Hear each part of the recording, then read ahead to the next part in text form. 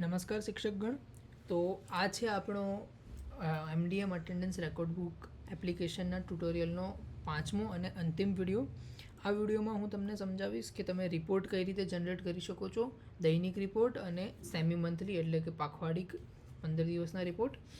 તો ચાલો શરૂ કરીએ. આના માટે તમારે જવાનું છે રિપોર્ટની સ્ક્રીન ઉપર, જે 5મું બટન છે. અહીંયા તમને 3 ઓપ્શન મળે છે: daily report, multiple daily report અને સેમી મંથલી રિપોર્ટ.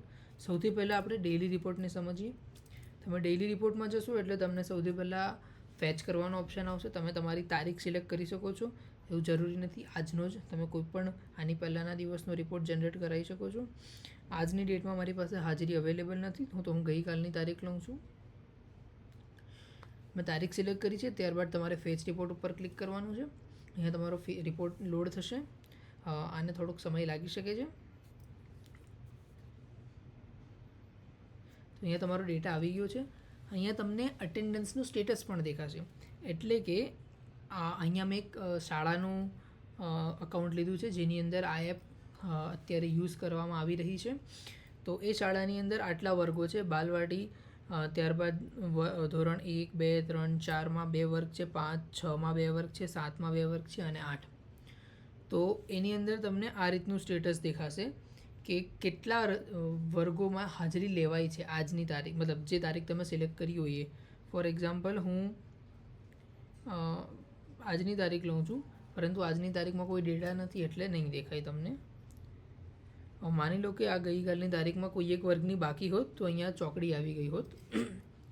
તો શાળાના આચાર્ય અહીંયા સરળતાથી જોઈ શકે કેટલા વર્ગની એમડીએમની અટેન્ડન્સ અપલોડ થઈ છે કે નથી થઈ. ત્યારબાદ તમને અહીંયા ધોરણ વાઇઝ જે પણ ડેટા છે એ દેખવા મળી જશે.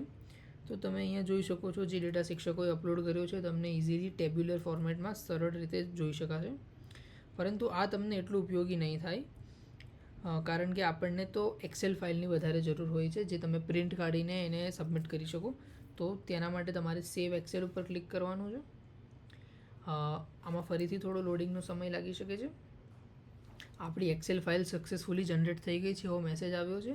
એ તમને ઓપન કરવાનું કહેશે. તમારા મોબાઈલ ડિવાઇસમાં જેટલા પણ ડોક્યુમેન્ટ ઓપનિંગ માટેની એપ હશે એ અહીંયા પ્રોમ્પ્ટમાં આવી જશે. મારી પાસે ઓફિસ અને ગૂગલ શીટ છે. મેજોરિટી તમારા બધા પાસે ગૂગલ શીટ હશે જ, તો તમે ગૂગલ શીટમાં આને ઓપન કરી શકો છો. જેવું તમે ગૂગલ શીટ સિલેક્ટ કરો તમારે ડેઇલી રિપોર્ટ ઓપન થઈ જશે. તો આ પ્રકારનો તમારો રિપોર્ટ હશે, જેની અંદર ઉપર તમારું શાળાનું નામ, તમારું સબ નામ આવી જશે. આની અંદર 2 વર્કશીટ છે, એક અલ્પાહારની અને એક એમડીએમની. તો આ તારીખનું તમારું ધોરણ વાઇઝ તમારા જેટલા પણ ધોરણ છે એ આની અંદર ઓટોમેટિક ફિલ થઈ જશે. બધું ટોટલ એકદમ પરફેક્ટ હશે. આનું તમે પ્રિન્ટ પણ કાઢી શકો છો. આ એક અલ્પાહારની વર્કશીટ છે, બીજી એમડીએમની વર્કશીટ છે. હવે મિત્રો અહીંયા એક વસ્તુ ધ્યાન રાખવાની છે. તમે જો અહીંયા જોશો તો તમને ધોરણ 1 થી 4 અને ત્યારબાદ એનું 1 થી 4નું કુલ, ત્યારબાદ 5 થી 8 અને 5 થી 8નું કુલ, અને છેલ્લે ગ્રાન્ડ ટોટલ બધા વર્ગોનું, બધા ધોરણનું. હવે અહીંયા થોડી ડિસ્ક્રિપન્સી છે. ડિસ્ક્રિપન્સી એ છે કે જેટલા નગરપાલિકાની શાળાઓ છે જ્યાં અક્ષયપાત્ર દ્વારા એમડીએમનું ભોજનની વ્યવસ્થા કરવામાં આવે છે, ત્યાં આંકડા આ ફોર્મેટમાં માંગવામાં આવે છે: 1 થી 4નું ટોટલ પ્લસ 5 થી 8નું ટોટલ. પરંતુ કેટલીક શાળાઓ જિલ્લાની એવી છે જ્યાં એ લોકોને 1 થી 5નું ટોટલ અને 6 થી 8નું ટોટલ આ રીતના ફોર્મેટમાં જોઈએ છે. તો એના માટે તમારે શું કરવાનું રહેશે? સેટિંગમાં આવવાનું છે. જે મેં આગળના વિડીયોમાં જણાવ્યું હતું, સેટિંગમાં એક ડેઇલી રિપોર્ટનું સેટિંગ હતું. બસ, તો અહીંયા તમારે સિલેક્ટ કરવાનું છે. અહીંયા તમારે બ્રેકડાઉન પોઈન્ટ સિલેક્ટ કરવાનું છે. મેં બ્રેકડાઉન પોઈન્ટ બાય ડિફોલ્ટ 5 છે, જેથી 1 થી 4 અને 5 થી 8 આ રીતે બ્રેક થશે. જો તમે એને 6 સિલેક્ટ કરી દેશો તો તમારું 1 થી 5 અને 6 થી 8 આ રીતે સિલેક્ટ થશે. તો આ રીતનું બ્રેકડાઉન હોય છે. હવે મેં 6 સિલેક્ટ કર્યું છે. હવે આપણે ફરીથી આ જ તારીખનો ડેઇલી રિપોર્ટ જો જનરેટ કરીશું તો આપણને ખબર પડી જશે કે જે ટોટલની રો છે એ હવે 1 થી 5નું ટોટલ અને 6 થી 8નું ટોટલ એ રીતે દેખાશે.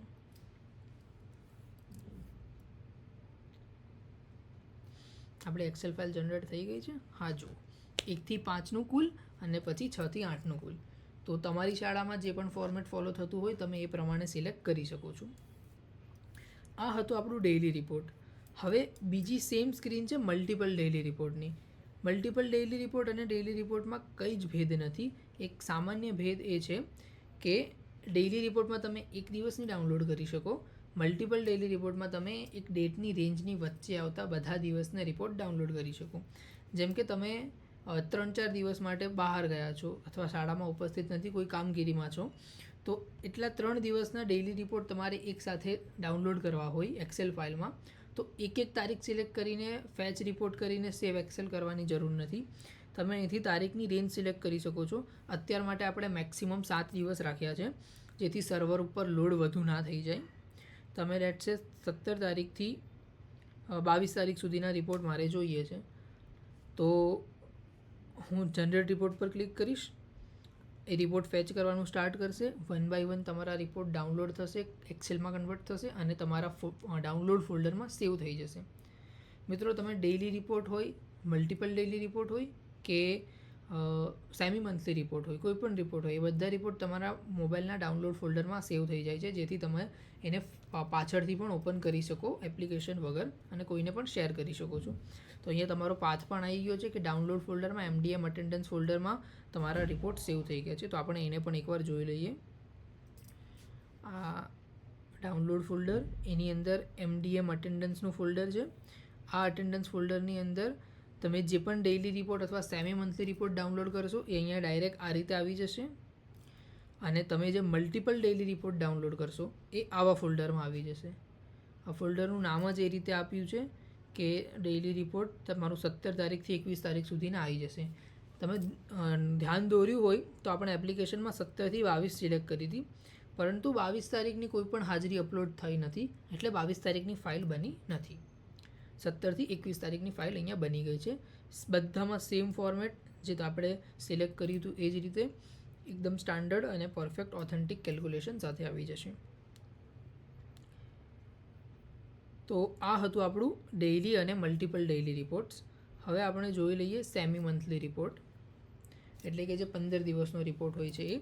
આની અંદર તમારે વર્ષ અને મહિનો અને તમારું હાફ સિલેક્ટ કરવાનું છે. હાફનો મતલબ ફર્સ્ટ હાફ અને સેકન્ડ હાફ, એટલે તારીખ 1 થી 15 અને તારીખ 16 થી 31.